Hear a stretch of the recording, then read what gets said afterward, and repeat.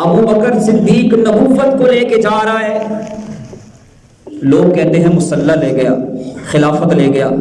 ہجرت کی رات دیکھو، ابو بکر تو نبوت کو لے گیا ہے، اور یہاں ابو جہل ابو بکر صدیق کے گھر میں آتا ہے۔ ان کی بڑی بیٹی حضرت اسماء بنت ابی بکر دروازہ کھولتی ہے۔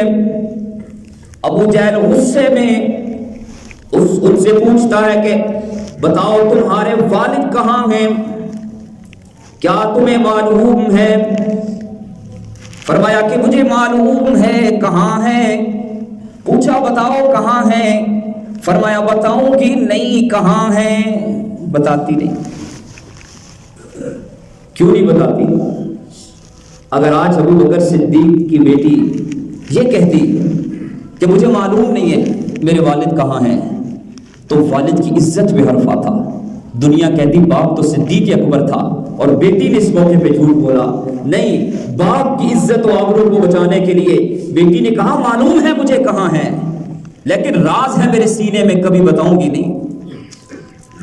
ابو جہل نے تھپڑ مارا زور سے، اسماء بنت ابی بکر چہرہ خون و خون ہو گیا، کان کی بالیاں کٹ کے گر گئی اور وہ زمین پہ گری ہے۔ ابو جہل غصے میں واپس چلا گیا۔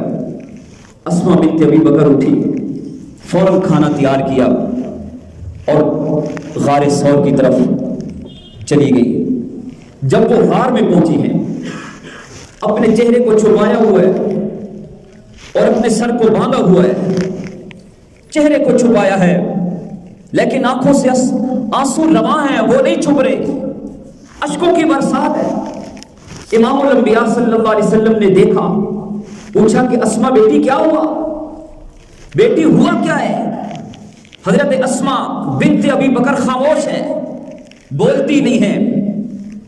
امام الانبیاء صلی اللہ علیہ وسلم نے ابو بکر صدیق سے کہا کہ ابو بکر پوچھو بیٹی سے ہوا کیا ہے؟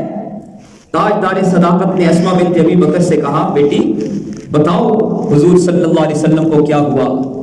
بس حضرت اسماء نے چہرے سے پردہ اٹھایا، آپ صلی اللہ علیہ وسلم نے ان کا خون آلود چہرہ دیکھا، آپ صلی اللہ علیہ وسلم رنجیدہ ہو گئے، اور پھر حضور علیہ السلام نے فرمایا کہ ابو بکر اب مجھے یاد آ رہا ہے، جب میں نے آپ سے کہا تھا کہ ہم نے ہجرت کرنی ہے تو تیری بچیاں بھی ساتھ بیٹھی ہوئی تھی، میں نے کہا ابو بکر باہر اور راز کی بات ہے، تم نے کہا تھا میرے حبیب اہلی اہلک، میری بیٹیاں آپ کی بیٹیاں، میری اہل و عیال آپ کے اہل و عیال، جو راز آپ کا میرے سینے میں ہوگا وہی راز میری آل و اولاد کے سینے میں دفن رہے گا۔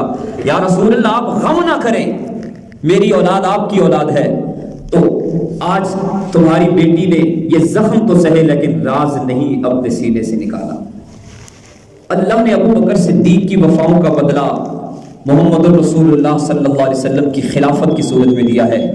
رحمت عالم صلی اللہ علیہ وسلم نے ان کو مسلح دیا۔ ابراہیم علیہ السلام کی وفاؤں کا بدلہ بھی اللہ نے یوں ہی دیا، فرمایا کہ انی جاعلک للناس اماما، اے میرے ابراہیم ہم نے آپ کو دھرتی والوں کا امام بنا دیا۔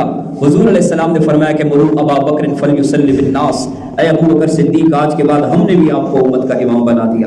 اللہ